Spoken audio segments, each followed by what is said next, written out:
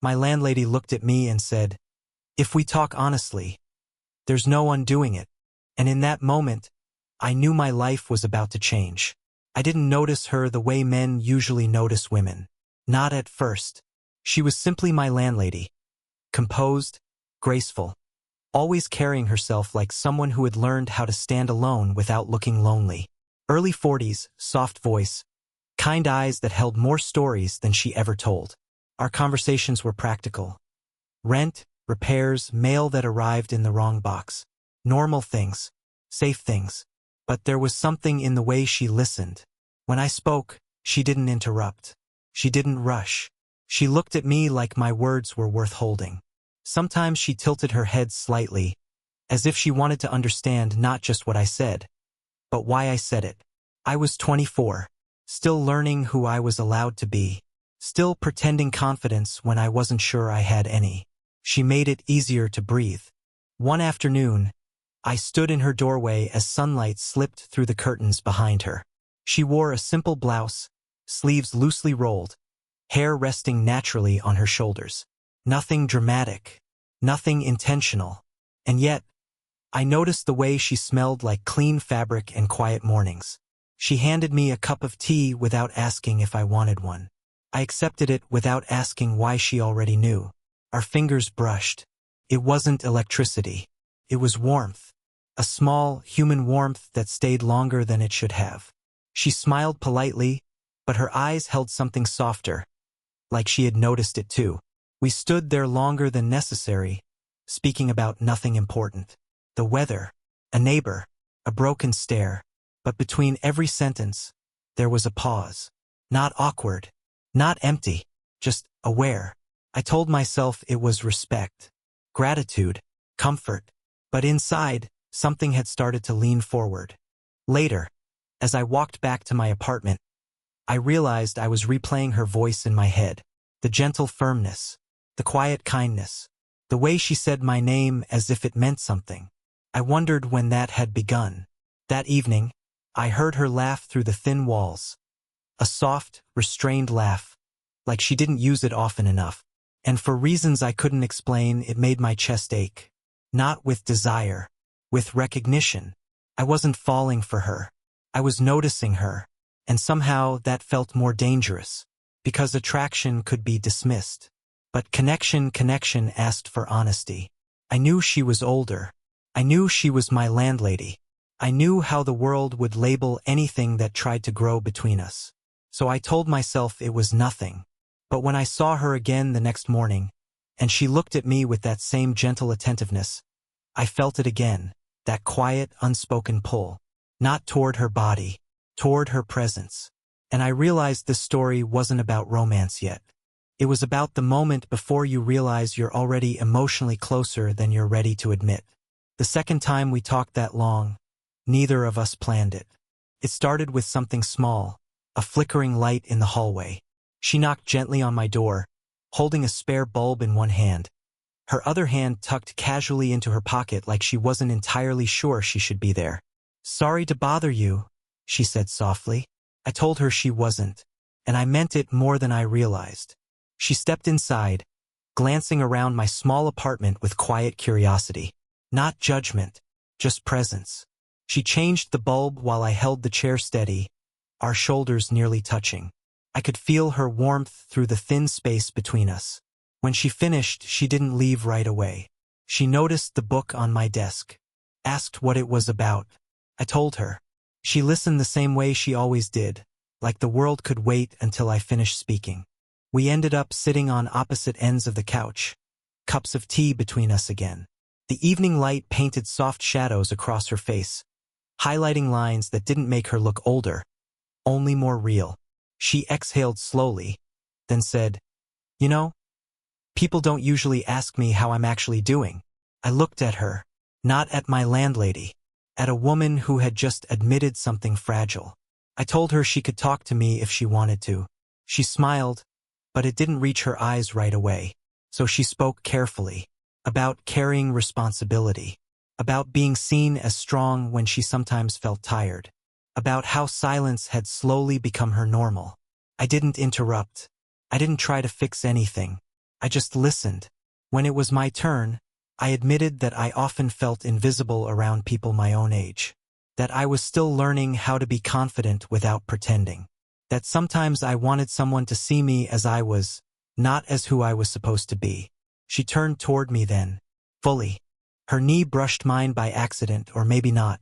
Neither of us moved. She said quietly, "It's strange how easy it is to talk to you." Her voice wasn't flirtatious. It was honest. And honesty felt heavier than attraction ever could. I noticed the way her hands rested in her lap, relaxed, open. I noticed how her shoulders softened when I spoke. I noticed that I wasn't nervous. I was calm. We didn't touch again. We didn't cross any lines. But the space between us felt different now, thinner, more aware. When she finally stood to leave, she hesitated at the door. "Thank you," she said, "for listening." I nodded, unable to explain why those two words felt more intimate than any compliment I had ever received. After she left, the apartment felt quieter than before. Not empty, just aware of what had almost been said. I realized then that something had shifted, not into romance, not into confession, but into understanding. And once two people understand each other, pretending they are strangers becomes impossible. That night, I didn't think about her as my landlady. I thought about her as a woman who had trusted me with a part of herself. And I wondered quietly if she was thinking about me the same way. We didn't plan the conversation. It happened the way important moments often do, quietly, without warning. I ran into her in the hallway late in the evening. She was holding a small stack of letters, her expression thoughtful, distant. When she saw me, she smiled automatically, but I noticed the weight behind it. "Do you have a minute?" she asked. Her voice wasn't urgent. It was careful. We sat at the small dining table in her apartment this time. The light was soft, warmer than usual. The room smelled faintly of clean wood and something floral, subtle, comforting. She placed the letters aside, folded her hands, then unfolded them again. She looked at me for a long moment before speaking. "You're very easy to talk to," she said. I felt my chest tighten slightly. "Sometimes," she continued, "that's not a simple thing." I waited. She inhaled slowly, as if choosing courage over safety. Then she said the words that changed everything. "If we talk honestly, there's no undoing it." She wasn't dramatic. She wasn't teasing. She was afraid. Not of me, but of what honesty might reveal. I asked her what she meant. She smiled faintly, not quite meeting my eyes. "I mean that once two people stop pretending, they can't go back to pretending they didn't feel anything." Her fingers tightened together. I realized then she wasn't talking in theory. She was talking about us. I swallowed, my voice low. "I don't think honesty has to ruin things." She finally looked at me. "It can," she said gently, "but it can also make them impossible to ignore." The silence between us grew heavy, not uncomfortable but charged. The kind of silence where both people are aware they are standing at the same invisible edge.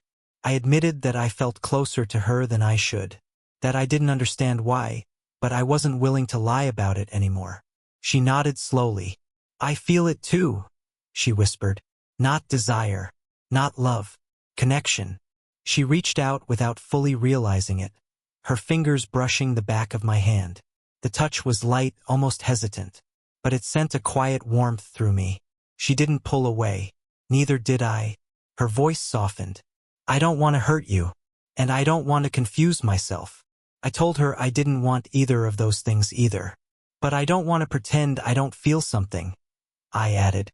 Her eyes glistened, not with tears, but with vulnerability. "I've spent so much of my life being careful," she said. "Sometimes I forget what it feels like to be honest." I covered her hand gently with mine, not to claim her, to steady her. She exhaled, almost like relief. We didn't label what we were feeling. We didn't promise anything. We only acknowledged the truth, that something real had already begun to exist between us. When I stood to leave, she walked me to the door. She looked at me one last time and said softly, "Thank you for not pretending." I smiled. "Thank you for risking honesty." As I stepped back into the hallway, I realized something simple and terrifying. We hadn't crossed a line. We had simply admitted it was there. And sometimes, that changes everything more than crossing it ever could. We didn't agree to create space. We just did. After that night, our conversations changed. Not colder, not unkind, just shorter, softer, like both of us were afraid that too much warmth would reveal what we were trying to protect. When we passed in the hallway, she still smiled. I still smiled back, but neither of us lingered. I told myself it was maturity. Felt like loss. I noticed her absence in the smallest ways. The way she no longer asked if I wanted tea. The way she didn't pause in my doorway anymore. The way her voice carried a careful distance, like she was speaking through a thin wall she had built for both of us. And I hated how much I understood why. I tried to distract myself with work, friends, noise, but every quiet moment brought her back. The way she had looked at me when she said there was no undoing honesty. The way her hand had rested in mine like it belonged there for just a second. She was trying to be strong. So was I. But strength, I was learning, could feel a lot like loneliness. One evening, I saw her standing by the window in the hallway, staring out at the dark street below. She didn't notice me at first. Her posture was still, thoughtful, almost tired. I almost walked past her. Almost. But something in me stopped. I said her name softly. She turned, surprised, then relieved, and then careful again. We spoke about nothing important. The weather, a neighbor's noise, normal words that carried too much weight. Our eyes said what our mouths didn't. She hugged her arms loosely around herself, as if holding something in. I wanted to reach for her. Not to pull her close, but to tell her she wasn't alone. I didn't. That restraint hurt more than any rejection ever could. Later that night, I realized I wasn't missing her company. I was missing her honesty, and I knew she was probably missing mine too. I wondered if she lay awake the way I did, thinking about how closeness had felt safer than distance. I wondered if she regretted being careful, or if she was simply afraid to be brave again. Days passed like that, gentle, quiet, heavy, until one afternoon, she left a small note under my door. Not dramatic, not romantic, just two simple words. Can we talk?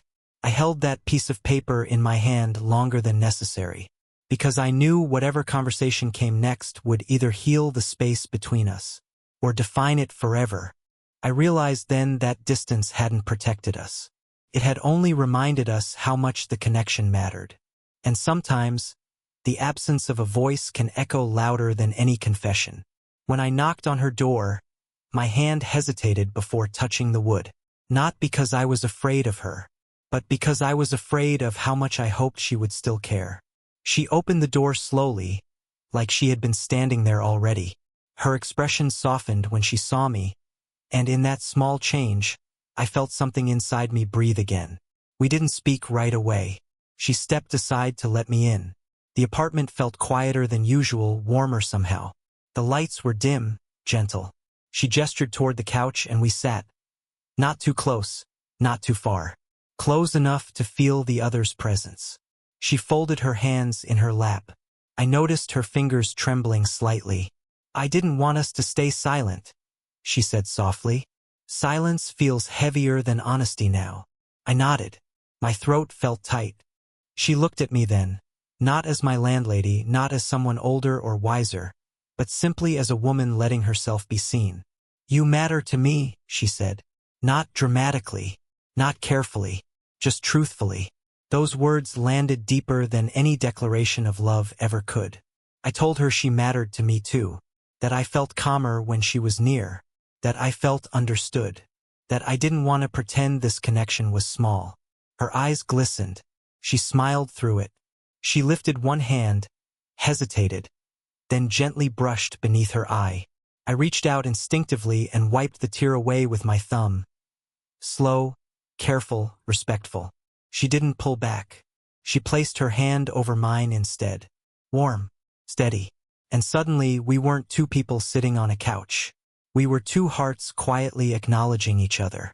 She leaned forward slightly, her forehead almost touching mine. I could feel her breath, soft, calm, close. "I don't know what this is," she whispered. "I don't either," I answered honestly. "But I know it's real." She nodded, a small, relieved laugh escaping her lips. Not happy, not sad, just human. We didn't kiss. We didn't need to. She rested her head gently against my shoulder. I felt the weight of her trust more than the weight of her body. I wrapped my arm around her slowly, giving her time to move away if she wanted. She didn't. Instead, she sighed, a long, quiet exhale that felt like release.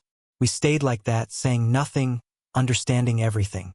No labels, no promises, just two people admitting they didn't want to lose each other.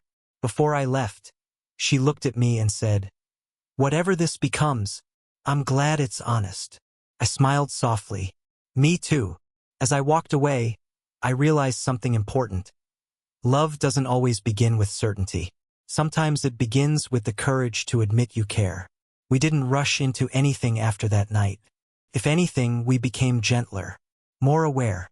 We still talked, but now our words carried intention. We no longer avoided the space between us, we respected it. And in that respect, something stronger began to grow. One afternoon, we sat together again, this time by the window. Sunlight filtered softly across the floor, touching her hair, her hands, the calm expression on her face. She looked peaceful. Not because she had answers, but because she had stopped pretending she didn't feel. She turned to me and said quietly, "I don't want to make this something that hurts either of us." I nodded. "I don't want to make it something we're ashamed of either."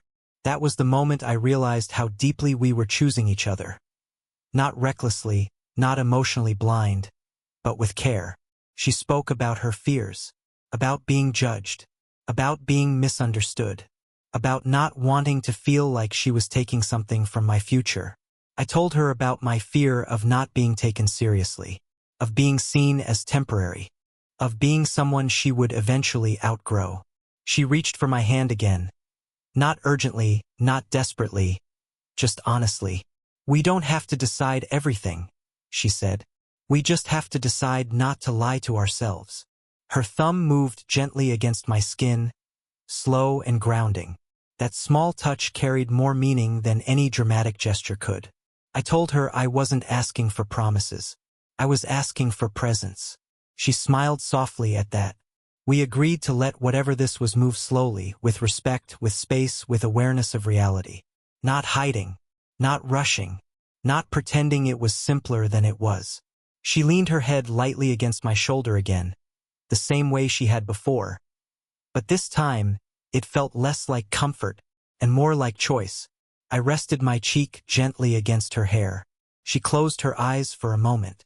No words, no pressure, just understanding. I realized then that love doesn't always look like excitement. Sometimes it looks like calm. Sometimes it looks like two people choosing to stay honest even when it would be easier to walk away. Before I left, she held my hand with both of hers and said, "Thank you for being patient with me." I smiled. "Thank you for trusting me." As I walked back to my apartment, I didn't feel confused anymore. I felt grounded, because we hadn't defined the future, but we had defined the way we would treat each other. And sometimes that's the most meaningful commitment two people can make. The last conversation didn't feel like an ending. It felt like a beginning that finally understood its own weight. We sat together one final time before calling anything by a name. The evening light was fading, turning the room gentle and quiet. She looked at me the way people do when they are no longer hiding. Not hopeful, not afraid, just honest. "I don't know what the future looks like," she said. "I don't either," I answered. But we both smiled. Because for the first time, uncertainty didn't feel like distance. It felt like space we could walk through together. She admitted she still worried about judgment, about timing, about how life might pull us in different directions. I admitted I worried about growing into someone different, about not always knowing who I would become. But neither of us said we wanted to let go. She reached for my hand, not to hold it tightly, but to remind me she was choosing me in this moment. I squeezed back gently. "Let's not promise forever," she said softly. "Let's promise honesty." I agreed. We didn't define what we were. We defined how we felt. And that felt more real than any label ever could. She leaned forward and pressed a gentle kiss to my cheek. Slow, warm, respectful. I felt it not on my skin, but in my chest. I rested my forehead lightly against hers, closing my eyes for a second. "Thank you for changing me," she whispered. I smiled. "You changed me first." We laughed quietly, not because it was funny, but because it was human. When I stood to leave, she walked me to the door like she always had. But this time, the space between us didn't feel fragile. It felt understood. She hugged me. A full, honest hug that held gratitude, affection, and courage all at once. I wrapped my arms around her carefully, holding her not like someone I might lose, but like someone I respected deeply. When we pulled apart, she looked at me and said, "Whatever happens, I'm glad we talked honestly." I nodded. "So am I." As I walked back down the hallway, I realized something simple. We didn't need certainty to be connected. We didn't need guarantees to be real. We had chosen honesty over safety, and that choice had already changed us both. Some stories don't end with promises. They end with understanding. And sometimes that's the most beautiful ending of all. If you felt this story in your heart, give it a like and share it with someone who understands what it means to connect deeply. And don't forget to subscribe. There are more stories waiting to make you feel every quiet, honest moment.